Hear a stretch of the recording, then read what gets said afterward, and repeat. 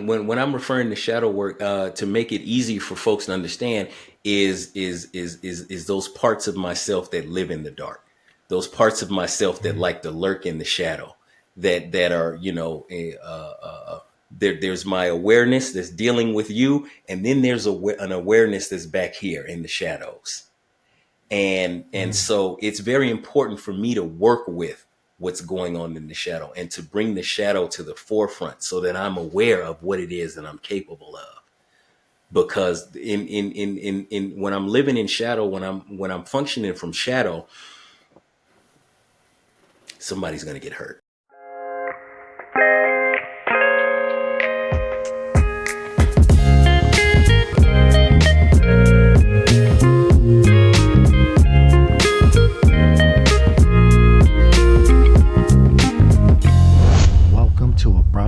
Podcast. The opinions expressed on Broaderlands Podcast are those of the guest speakers and do not necessarily reflect the views of the host or Broaderlands Podcast. Eldra Jackson, thanks for coming on Broaderlands Podcast. I look forward to having you. Thank you very much. Thanks for having me on. It's an honor and a pleasure. You know, when I heard your message, you became an instant hero of mine. And I really mean that, because I came from the streets, I came from the neighborhoods, and I heard your story. And there was a sick part of me because I didn't go upstate like most of my friends.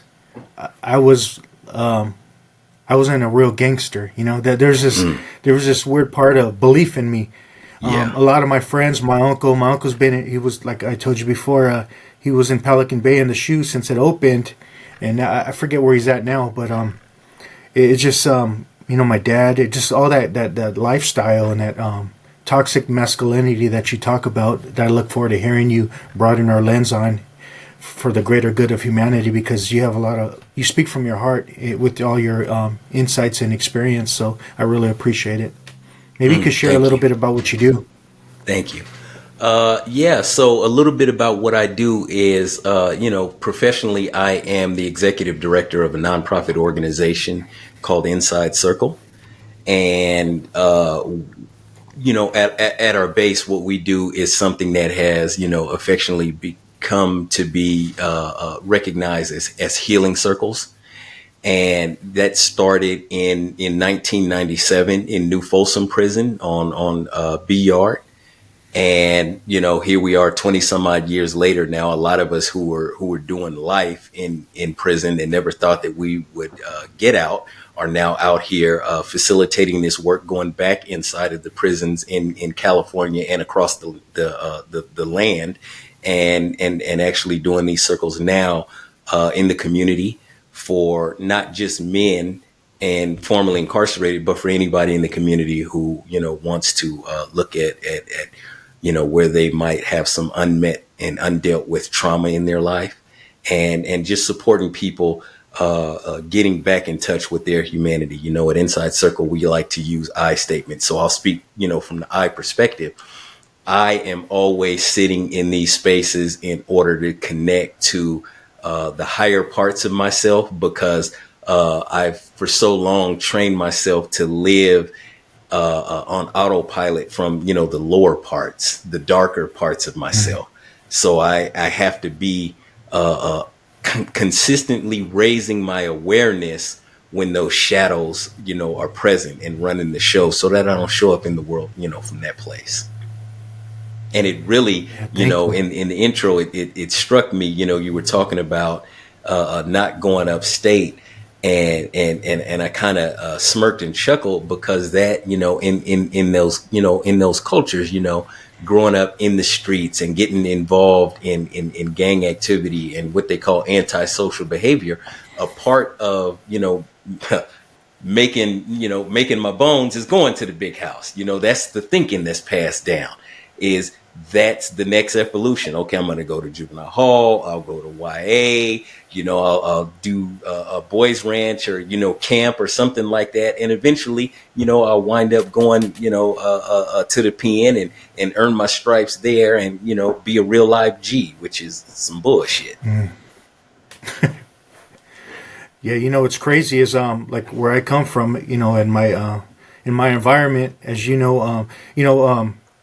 a normal discussion is like who got busted, who's doing life, so and so was found murdered, so and so I seen so and so strung out on the streets. You go into so and so's funeral, so and so got shot, but there's no real talk, or you going to the car show or whatever, but there's no real talk about like our emotions and like just real about the human condition. It's all about, that's the normal discussions or the normal, talk I have with, my family and friends.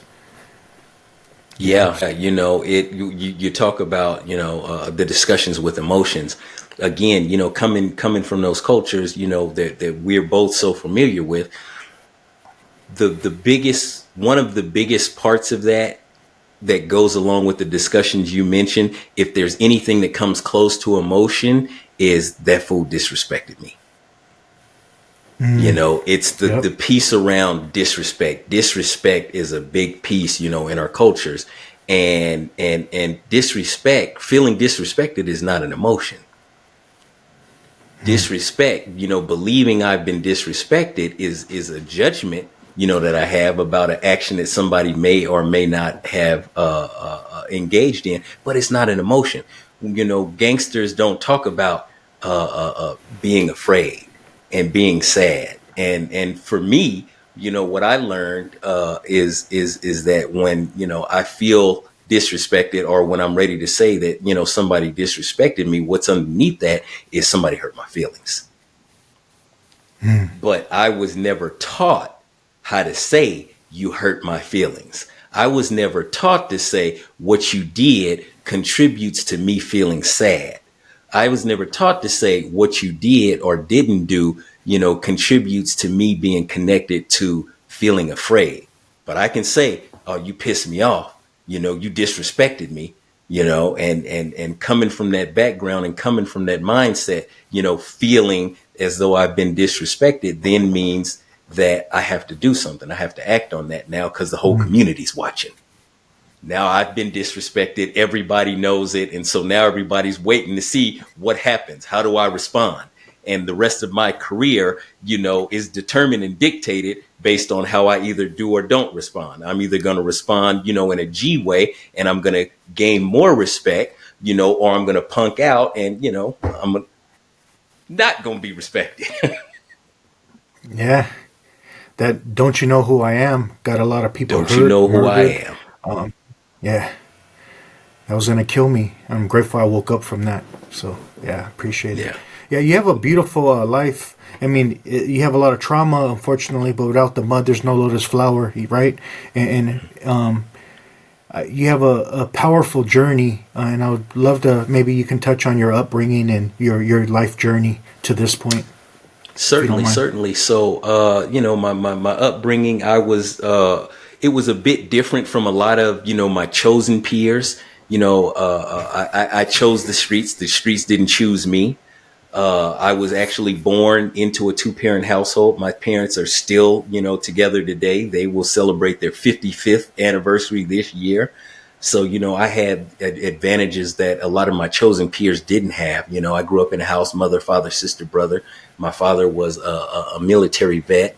And, I got the opportunity as a very young child, because he was in the military, to travel the world. He was stationed in different places around the globe. So, from the outside looking in, everything was perfect.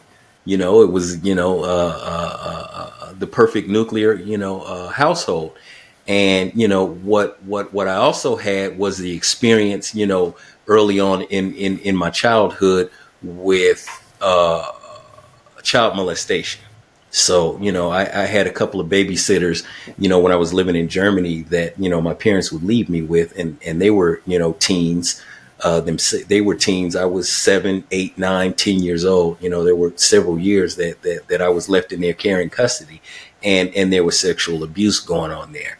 And that contributed, a lot to how I viewed myself. That contributed a lot to how I viewed others. That contributed, a lot to my relationship with power and fear and dominance and control. And I just was not equipped. I don't know that anyone can ever be equipped at the age of 7 years old, 8 years old, 9 years old to make those sorts of decisions, those sorts of heavy life decisions about themselves and the world and how they're going to be in the world. And that's what I did, you know. So there was some victimization in there, and on my part, you know, I didn't know how to articulate that to my parents. I didn't know how to, you know, communicate that to the people who really loved me, who really cared about me. So I internalized that. And that, you know, led to a lot of stuff. You know, that internalization, I was able to play that out on sports fields, and it was celebrated, you know, until I wasn't playing sports. And so, you know, when I wasn't, you know, when I was no longer allowed to play sports, I went to the next best thing, you know, where folks were, in my, you know, view, highly respected. And that was, you know, cats that were in the streets, you know, running in gangs and dealing dope and things like that.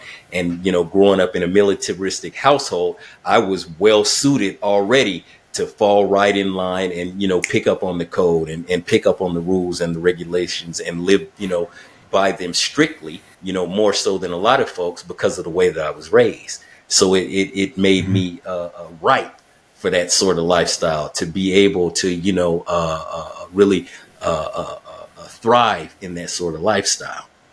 So, you know, from the time the first time I went to juvenile hall, I had just turned 14 years old. I don't think I'd been 14 for a whole month.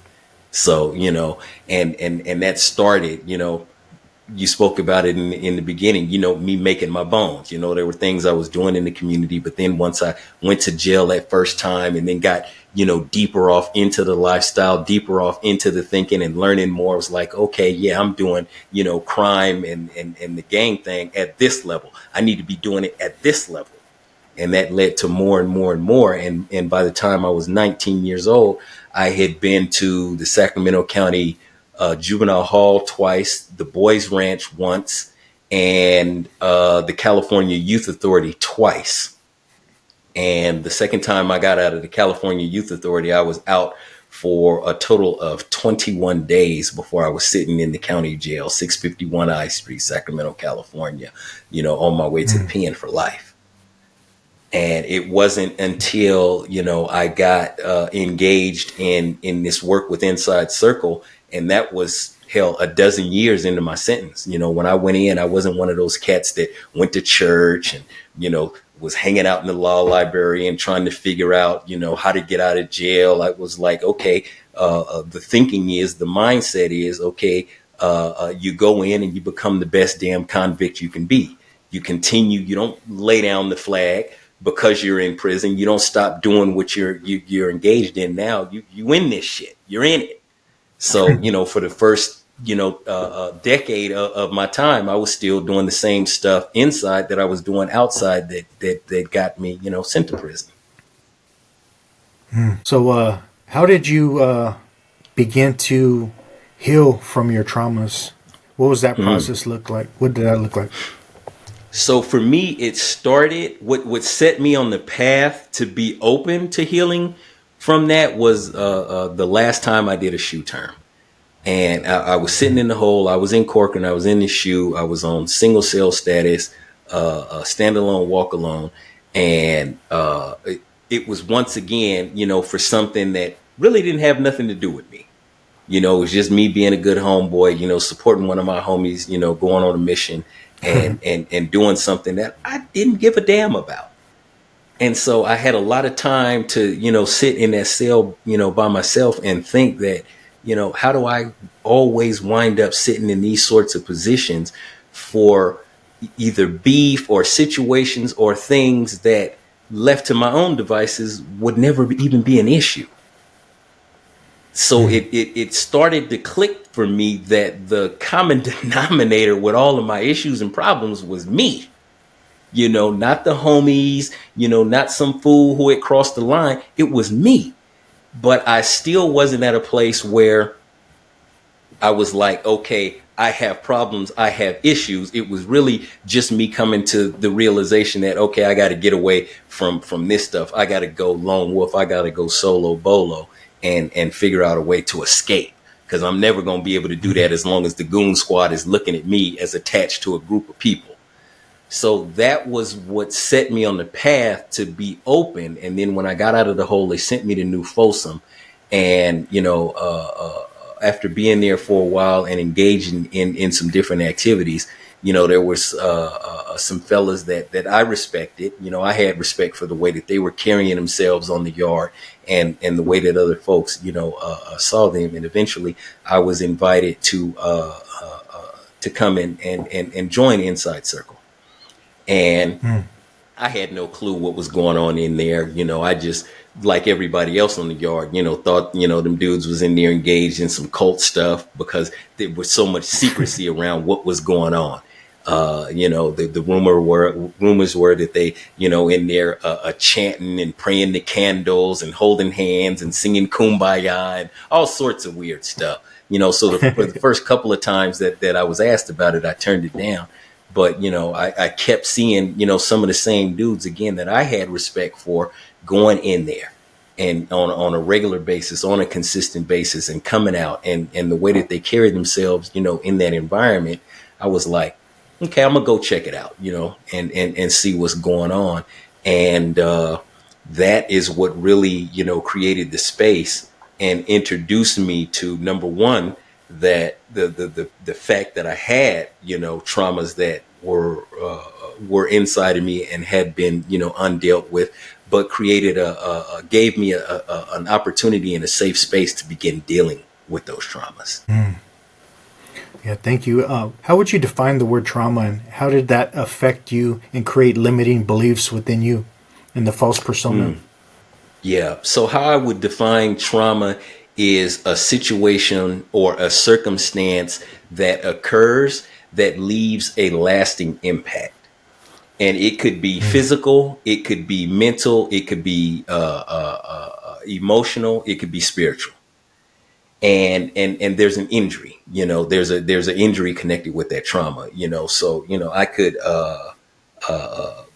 be cooking and cutting onions and slice my finger. There's trauma there. There's an injury, there's an impact, and, in the moment it hurts and it bleeds and it needs to be tended to. And over time it scabs up and it heals over. But I've learned something from that. My body has learned something from that. That experience has given me some knowledge. So the next time I'm cutting onions, that's playing in the back of my head. And so I'm a little bit more careful. I'm thinking about this a little bit more. I'm paying attention to this a little bit more. And as that onion gets a little smaller, now I'm getting a little bit more wary about that knife getting close to my fingertip. So, and I say it like that to then carry it over and make the parallel to something like, sexual abuse or physical abuse or emotional abuse. There is something that is happening. There is something that is going on that is imprinting on me or on another individual. And that is then informing my body, my systems on all levels down to the molecular level on how to respond, on how to react, on how to be. And so I can have those sorts of traumas. I had those sorts of traumas that were, deeply ingrained, again, all the way down to the molecular level, in my system. And so I was moving and functioning unconsciously from that place. And that, 7-year-old who made up beliefs about what power was and how to be in the world and how to treat other people. I was 15, 16, 17, 19, 20, 30 years old, and that 7-year-old boy was making the decisions based on external stimuli that was coming in and touching on those internal traumas and triggers. I heard you talk a lot about shadow work.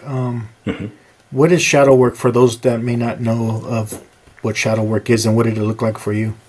Okay, so shadow work, when I'm referring to shadow work, to make it easy for folks to understand, is those parts of myself that live in the dark, those parts of myself that like to lurk in the shadow, that are There's my awareness that's dealing with you, and then there's an awareness that's back here in the shadows. And so it's very important for me to work with what's going on in the shadow and to bring the shadow to the forefront so that I'm aware of what it is that I'm capable of. Because in when I'm living in shadow, when I'm functioning from shadow, somebody's going to get hurt. I'm going to get hurt and other people are going to get hurt. And it's not, again, not always a physical thing, but, you know, it can be, you know, something as simple as yelling at my child. You know, it could be something as injurious as infidelity with my wife. It could be a host of things that the shadow part of me can rationalize. This is okay. So long as I get what I want, so long as I feel good, so long as my, you know, immediate needs are met and satisfied, fuck everybody else. I'm going to get mine.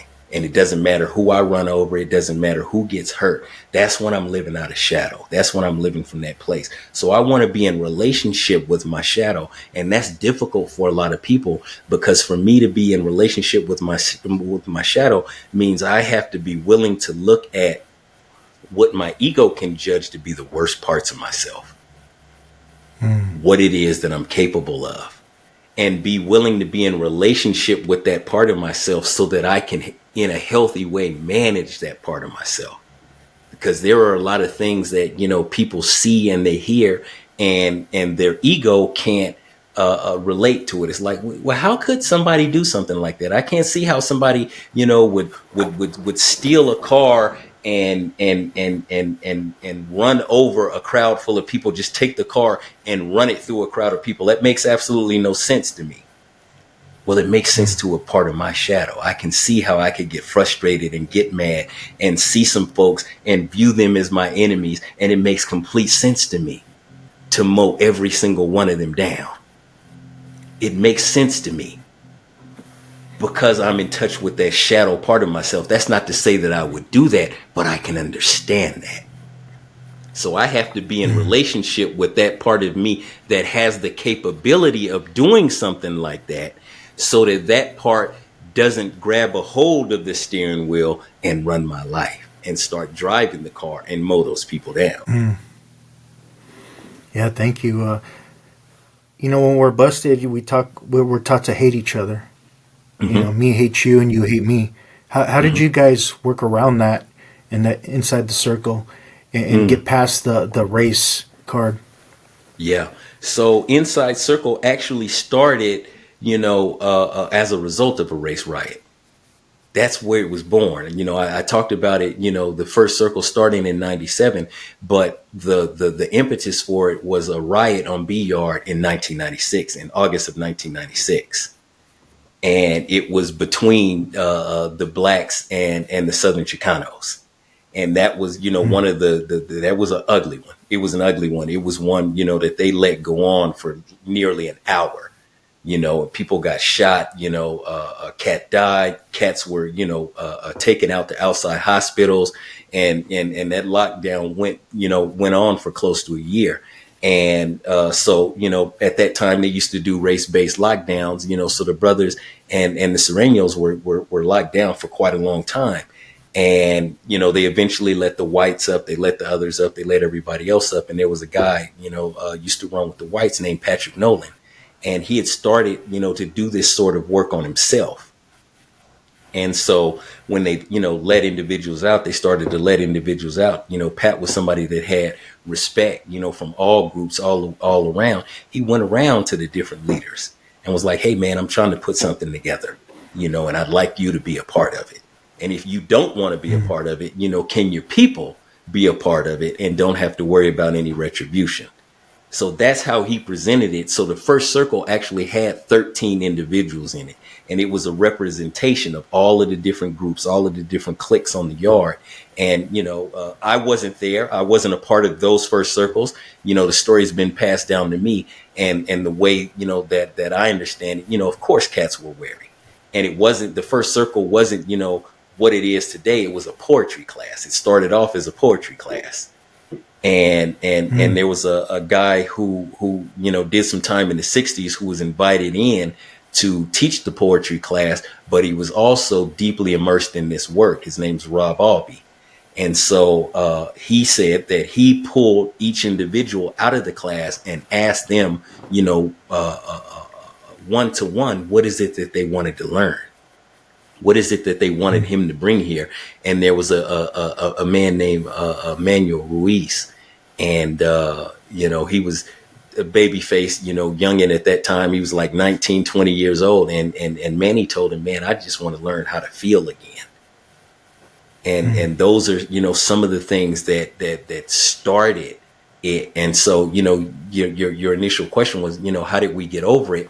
It was just going in, man, and sitting down and telling the truth. And creating a space where people could tell the truth, without worrying about it getting, back out onto the yard, and without worrying about, cats taking flight on them, in that space. So there were a set of guidelines, 6 guidelines that were set out. And to this day, those guidelines are adhered to. And it has continued to hold that container and create a space, where folks can come in and speak, to their truth. And, at the bottom, when you get beyond the story, when you get beyond the beliefs and the ego, we're all the fucking same. And we all want the same thing. We all want the same thing. But if we're not talking to each other, then I can view you as the other. I can view you as the enemy, and you can view me as the enemy. But at the end of the day, you want to go home to your mama. You want to go home to your tia. I want to go home to my auntie. I want to go home to my mama. We all want the same thing. We want our kids to have some place safe to grow up. So speaking from the heart basically pierced through that veil of a illusion of separateness, that everyone's different, but in reality we're all just human beings. I always tell people, if I was to take a shit, and then you were to line up 3 guys, a white guy, a black guy, and a Mexican guy, and someone had to choose, it'd be hard for them to choose who took that shit, because we're all human beings. No. They would not know. I don't know if that was a right analogy to use, but that was popped perfect. up because we're all human. Yeah. Yeah. You talk about healing with your family, and coming open, and how did that look, if you don't mind me asking? Because that was powerful when I first heard that. So healing with my family, man, and becoming open. So, the things that I just shared with you here on this podcast, those are things that, my family, my parents, I shared with them in a visiting room in prison. That was when they found out. I was in my 30s when I got back in touch with that part of myself and was able to get over the shame, to get over the judgments about self, and to be able to communicate to them, some of the things that I was learning about myself. And it was not just healing for me, but it was healing for them, because I believe there were a lot of things that then made sense for them that in my childhood just didn't make sense. I'd get in trouble. I'd do different things. And, as a kid, I was always like, man, why would you do that? Why did you do that? My answer was, oh no. And I really didn't know. I didn't know how to, articulate, because this feels good to me. Breaking that window felt good because I'm angry and I just want to smash something. I didn't know how to say that. And those sorts of actions, those sorts of things, of course, didn't make sense to, my parents, who were trying to give me the best life possible and give me the things, that I needed so that I could have a good life.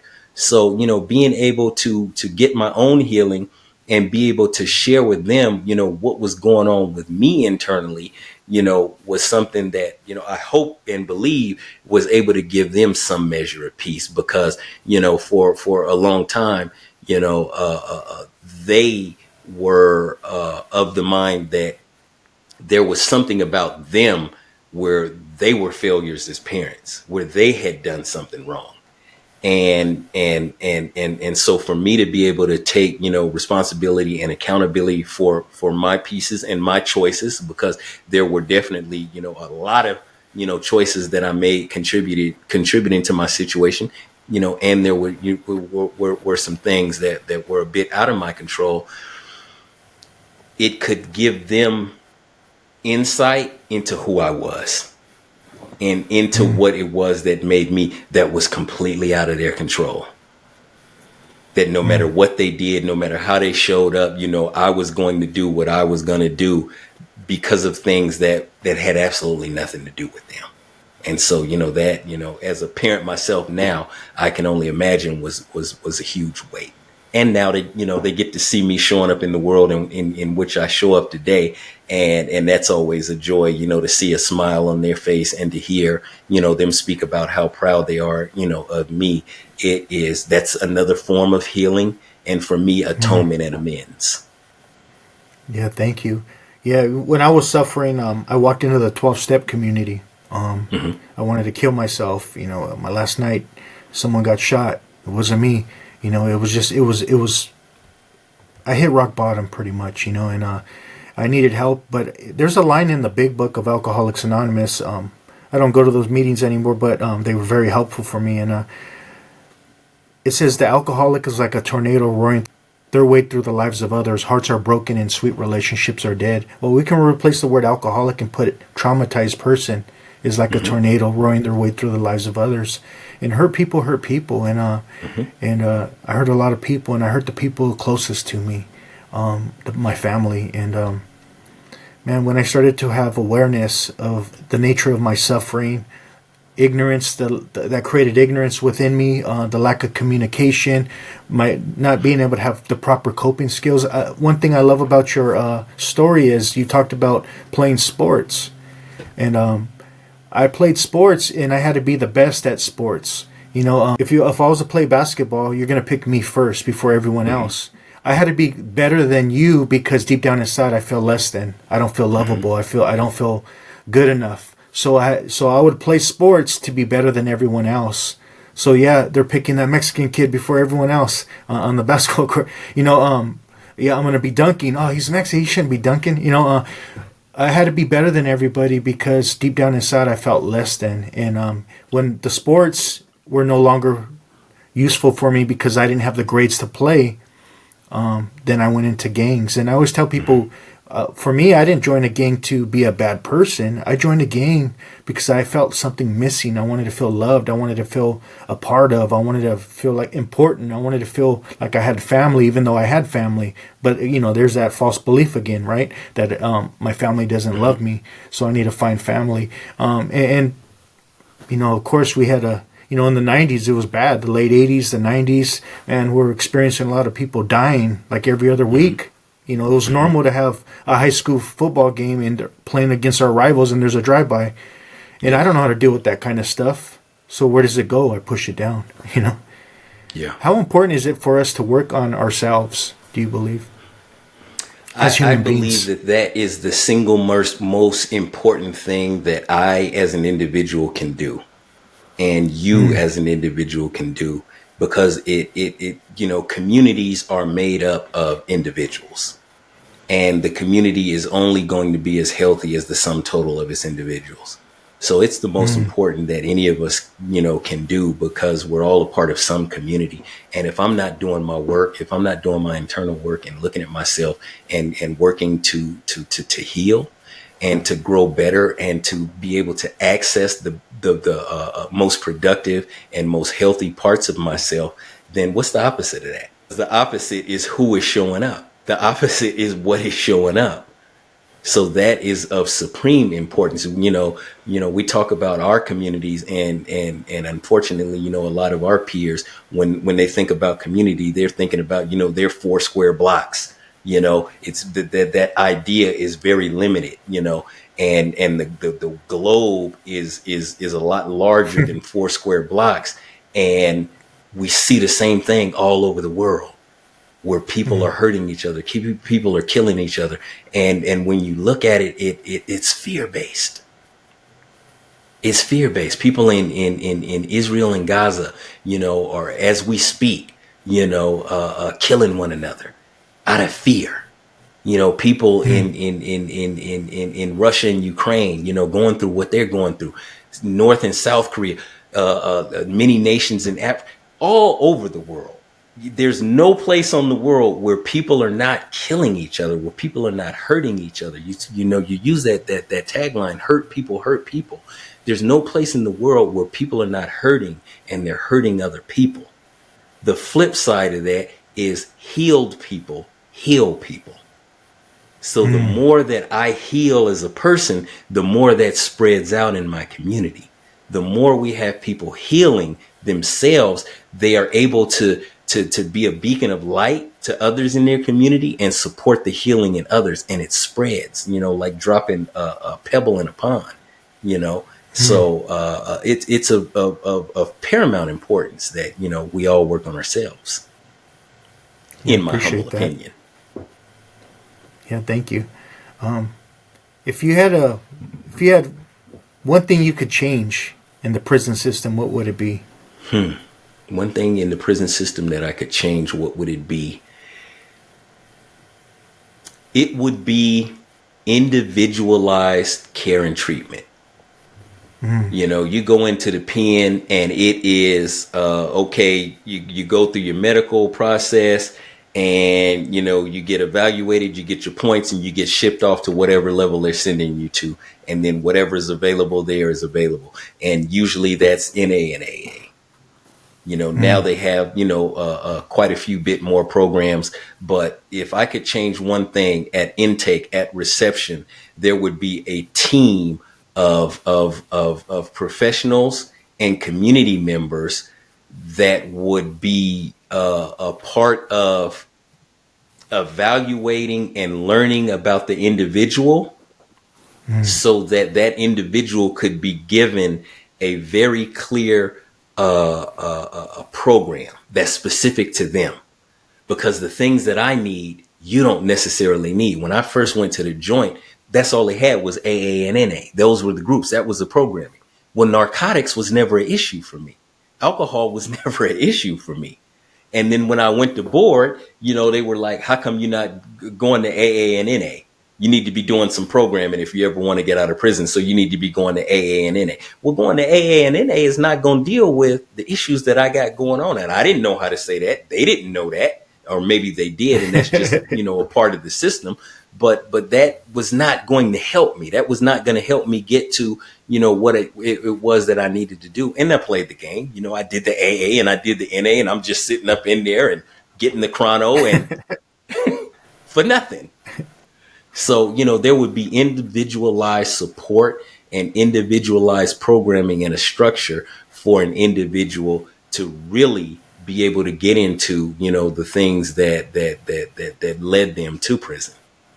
Right now, that doesn't exist. Yeah, thank you. You know, I personally believe in like AA and NA communities. They're missing the main enchilada, and they're not talking about trauma. And a lot of science, scientists, great doctors like Gabor Mate is linking trauma with addiction, and they're not talking about that. And so I always encourage and try to challenge the like AA community where I went to get more trauma informed, because it's deeper than just having a resentment. You know, without a doubt, without a doubt. Do you believe? Did you, at all the years you did upstate in prison and just being busted in general? Did you find everybody you came encounter with had some form of trauma? I have yet to run across a human being that doesn't have some form of trauma, whether inside or out. So I would say 100% of folks inside. And, you know, I've been back out in the community now. This summer will be 10 years. And I literally, you know, do this work around the globe. It's not just localized here in California. I have yet to run into a human being that has not suffered some form of trauma. The different degrees are in the people who recognize that they have, you know, been subjected to some sort of trauma. I appreciate that. Thank you. Yeah, that a lot of people in the 12-step communities don't believe they have trauma, and I don't believe there's not one of us that walks out of this life experience without some form of trauma. So I appreciate that. One of my mentors, you know, Dr. James McCleary, is not just a doctor, but he's also a forensic psychologist, and he is a lawyer. And what I've learned from him is that the mere act of being born is a traumatic experience. Coming out of, you've been gestated in the womb for 9 months. You've been held, you've been fed. You've been nice and warm. You've been shielded from the light. Everything. You've been in a cocoon. The act of coming down the birth canal, and now you're hearing these voices, and you're coming out, and your eyes, is beginning to get exposed to this light. And this situation, and you're being slapped on the ass or the back, by a doctor to get you to cough up, the birth material. You're being physically assaulted for the first time in your life, in your 30 seconds in this world. Just being born is a traumatic experience. The birth of life is wondrous and miraculous and traumatic at the same time. Yeah, you're right. I totally agree. And that's our first abandonment issues we experience, we feel, in a way. Yeah. There's a Zen master, I don't know if you're familiar with Thich Nhat Hanh. Yes. Yeah, Thich Nhat Hanh talks about it as well, and he calls it original fear. And he explains how we're in the mother's womb and we're perfectly warm and being fed and don't have to worry about anything. We feel comforted. We're in that little water, whatever you call it, bag, whatever. But then the minute we're born, we experience, coldness, loud noises, all the different light, pretty much what you explained. And he says that's original fear. And you're right. I totally agree. And now they're experiencing stuff. They have found parents. We don't know how much trauma we may bring when we're in the womb with parents, mothers that may be full of stress. In today's society, everyone's on that survival mode. Not everyone, but a lot of people are on survival mode. So, lifestyles, and both parents have to work, and people are stressed out. How am I going to pay this bill? How am I going to pay this bill? And that affects, the child being in the womb. They can, on a cellular level. So do you feel yourself living more in love versus fear today? Because I know when we're out there on the streets, we're living in fear. We're in survival mode. Today I feel I'm more aware, and I think awareness is love. And when I could be aware of my shadow parts of me, when I could be aware of others, I have a better understanding of other people. I think, like Thich Nhat Hanh would say, understanding is love's other name. And the more I understand me, the more I can understand other people and their behaviors. I may not agree with their behaviors, but I can check those emotional reactions even when they're about to erupt. And if they do, they get past that awareness, then I can fix that. I have tools today to make an amends or apologize and make right. Yeah. That today I live, I try to live more from love, and fear is always present. It's always present for me. I try to not, allow more often than not allow fear to dictate how I respond. I try to come from a responsive place versus a reactive place more often now. And, for me, the biggest fear that I grapple with in my life is around my children, and the knowledge of how little control I have when it comes to them, and when it comes to, who they'll be in the world and how they'll show up in the world and what they'll be exposed to in the world. Those are where my greatest fears, really lie today. And trying to, be present with that fear and show up as healthy as possible. It's always a work in progress for me, in order to not project my stuff onto my kids, to, give them a fighting chance to do, what they need to do and have the life that they choose to put together, with a little guidance and hopefully some wisdom passed down from me. Yeah, thank you. You ever read that book, How to Trauma-Proof Your Children? I have not read that. I have not. I'm going to look that up. It's a powerful book. Yeah, it's a really good book. When I read it, I kind of got teary-eyed because, I just didn't know, I didn't know. And that I'm writing it down. I don't know about, that, like I said, that awareness, that understanding, I don't have to forgive. I just didn't know. And with that, there's a healing part of me. just reading and having that, developing that awareness. So, yeah. If you had any advice to give your younger self, what kind of advice would you give your younger self? I really loathe giving advice because advice, when it goes wrong, there's somebody else to point to and blame for it going wrong. So an invitation that I would give my younger self would be to, first and foremost, love yourself. That was something that, as a young person, I didn't know how to do. I didn't even know the definition of. And, not being in touch with that was highly impactful, not just on my life, but on the lives of others. So I would say it would be twofold: love yourself and communicate. I wasn't very good at that as a child either.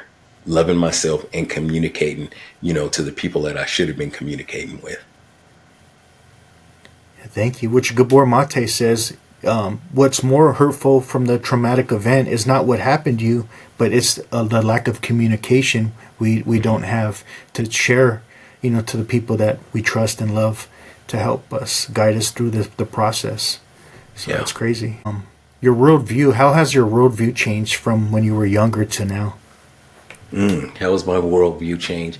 I see now so much more hurt and pain in the world, where before my judgment and my ego saw things that would deem people to be bad, deem people to be somebody not to mess with, would deem people to be evil, and all sorts of other things that keeps me separate from them.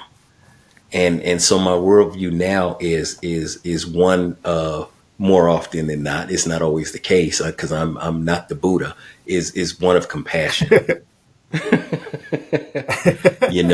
And understanding, that there is people don't just come into this world doing things. People don't just show up doing, things that my ego can judge to be bad. Something happened. And I know from my own experience, something happened. So when I see things, I don't go to, immediately, oh, that's a bad person. I begin to I wonder what happened to them. I wonder what the story is underneath how it is that they're showing up today, because there's something there. There's a story there. And then I wonder, did anybody ever ask them, what happened? Because that, going back to the communication piece, that can make a world of difference. Yeah, I love that because that's how I look at everything now. I never had that before. That I don't know if you call it a tool or ability. I was so caught up in my own narrow-minded, false beliefs and perception. Like my friend Carlo just passed away, and he's been busted since we were like teenagers, in and out constantly, right? Doing long stretches and getting out and going back in. And he got out, and they found him dead in San Diego. But I look back and it's like, man, we didn't know how to deal with things. We didn't know how to talk about things. We didn't know how to process things, and so we just pushed it down, And now I try to understand people, like what happened to them, why are they acting that way, what's their upbringing, and so on. So when I can do that, I can see through the lens of the heart versus my ego, or have more compassion for an individual, especially when I know me, what happened to me. So yeah, thank you. Yeah, a prime example for that, for me, that really still stands out is you remember when they had that tragedy down there in Uvalde, and the guy went into the school, and all of those kids, got shot. He was a kid himself. He was just out of high school. He was like, I don't even think he was 20 years old, if he was 20. And, as tragic as it was, they play things out in the media, and, he was demonized and all of that. And yet it was horrific. It was tragic, what happened. And again, he was a kid. So I wonder what is it that, had transpired? What is it that he didn't have enough of or wasn't exposed to, lack of love, whatever it was, what was missing in that child's life that got him to the point where his shadow allowed him to go into a school and do that, to make that, a rational thought for him. I wonder how many people in his life had interactions in him and they failed to check in and ask him how he was doing. They failed to check in and ask him what it was that he needed. Because I think about people like that, and I've seen people like that, and they're ostracized. They're treated in a certain way because they don't necessarily fit in with what's hip and what's cool and what's popular. And so when I see things like that, that's where my mind goes. That's what I wonder. Thank you. How can we find you if people want to help support or go to your links? How can they find you? So the easiest way to find me is at insidecircle.org. That is our organizational website. It talks about us. It gives information about us. They can follow the podcast. There's an Inside Circle podcast that I host. People can listen, like, and subscribe. And we have a Facebook account. I don't do social media and all of that. Somebody else handles that, but there is a there is a Facebook presence. But yeah, the best place to find us is insidecircle.org, and to look up the podcast, Inside Circle Podcast. It's on all of the platforms. Yeah, thank you. And I have one more question, if you don't mind. Mm-hmm. And I'll end it with this. You talked about what happened to you as a child. Were you able to forgive them? Yes. After I was able to forgive myself, a part of my healing journey was forgiving myself and recognizing that there wasn't anything wrong that I did in that situation. And that helped me get to a place where, just like I was talking about the young man from Uvalde, we don't come into this world naturally doing certain things. We don't come into this world naturally wanting to hurt people and to cause harm. So I often wonder, who harmed them, who hurt them. That's a learned behavior. Mm-hmm. That's something that somebody did to them. So who did that to them? Who traumatized them? Because they were just hurting people. Yep. Thank you, man. That's powerful, and I appreciate you coming on. Yeah. I appreciate Thanks for having me. The work you do. And I'll end it with the KRS-One quote. And KRS-One said, if we have the power to degrade our entire society, then we also have the power to uplift it. And I see you doing that very well. So I appreciate your work and thank you. You're most welcome. Boogie Down Productions. Take care. You too.